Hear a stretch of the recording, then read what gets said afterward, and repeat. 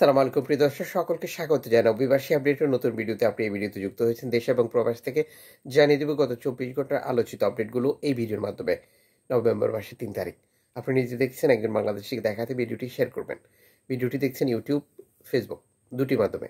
প্রয়োজনীয় এই ইনফরমেশনটি আমরা দিচ্ছি প্রতিদিন।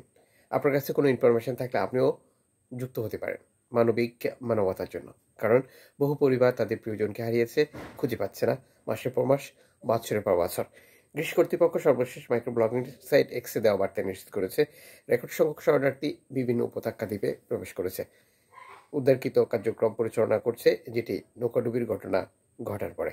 সর্বশেষ তথ্য মতে প্রায় দ্বীপে 80 জন অভিবাসীর অবস্থান রয়েছে, যেখানে অনেক ছোট শিশু রয়েছে। তাদের উপস্থিত নিশ্চিত করে ছবি, ভিডিও এবং অবস্থান তথ্য প্রদান করেছে স্থানীয় কর্তৃপক্ষকে অবহিত করার জন্য। আমরা দলকে একত্রিত থাকার পরামর্শ দিয়েছি, বিভক্ত না করার জন্য, সম্ভব হলে প্রতিটা সিটি সেন্টার দিকে অগ্রসর হওয়ার জন্য। দুর্ভাগ্যবশত আমরা তাদের সাথে যোগাযোগ হারিয়ে ফেলেছি, তখন তারা শহরের দিকেই যাচ্ছিলেন। আশা করি এটা সম্ভবত স্থানীয় কর্তৃপক্ষ তাদের খুঁজে পেয়েছে এবং বন্দর এলাকায় নিয়ে গেছে, যেখানে তাদের নৌকা দ্বারা লেরোসের বন্দর নিয়ন্ত্রিত অ্যাক্সেস সেন্টার এ নিয়ে যাওয়া হতে পারে। বিষয় খুবই গুরুত্বপূর্ণ একটি বিষয় সকল ভাই বোনদের জন্য যারা প্রসেসিং ব্যবস্থায় রয়েছেন, বিশেষ করে লিবিয়া থেকে গ্রিসে আসতে চাচ্ছেন। লিবিয়া থেকে গ্রিসে আসার বিষয়টি সাম্প্রতিক সময় জটিল করে তুলেছে গ্রিস কর্তৃপক্ষ, যখন তারা একের পর এক নতুন আইন পেশ করছে সংসদে এবং এই খাত সংশ্লিষ্ট ব্যক্তি বা তাদের প্রতিষ্ঠানের বিরুদ্ধেও তাদের অবস্থান ক্লিয়ার করছে।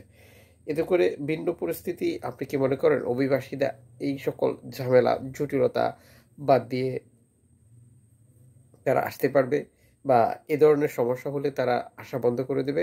আপনার মতামত অবশ্যই কমেন্টস করবেন। এদিকে এনজিও সংস্থাগুলো সর্বশেষ যে তথ্যগুলো নিশ্চিত করেছে, ভূমধ্যসাগরে এনজিও সংস্থা উদ্ধার তৎপরতা বা বিপদগ্রস্ত হওয়ার সম্ভাবনাগুলো দিনে দিনে বৃদ্ধি পাচ্ছে।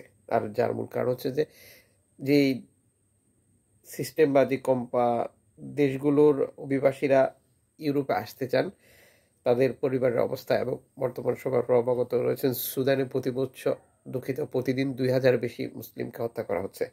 আর এটি হচ্ছে আফ্রিকার দেশগুলোর এক চরম বাস্তবতা উদাহরণ। আফ্রিকা সত্যি কোনো অভিবাসীদের জন্য নিরাপদ হতে পারে না। বিশেষ করে আমরা যখন লিবিয়াতে দেখছি, তিউনিসিয়াতে দেখছি, নাইজেরিয়াতে দেখছি, সোমালিয়াতে দেখছি, বা বিভিন্ন দেশ, যেটি বিভিন্ন পন্থা বা রাস্তা ব্যবহার করে সাধারণত মাফিয়া দালালরা এই কার্যক্রমগুলো পরিচালনা করে থাকে। গত 24 ঘন্টায় রেকর্ড সংখ্যক গেম অনুষ্ঠিত হয়েছে এবং বাংলাদেশিরা প্রবেশ করেছে। লিবিয়া থেকে ছেড়ে আসা প্রত্যেকটি নৌকাই বাংলাদেশি থাকে। বাংলাদেশ নিয়ে ইউরোপের কোনো ঘটনা থাকলে আপনি কমেন্টস করবেন।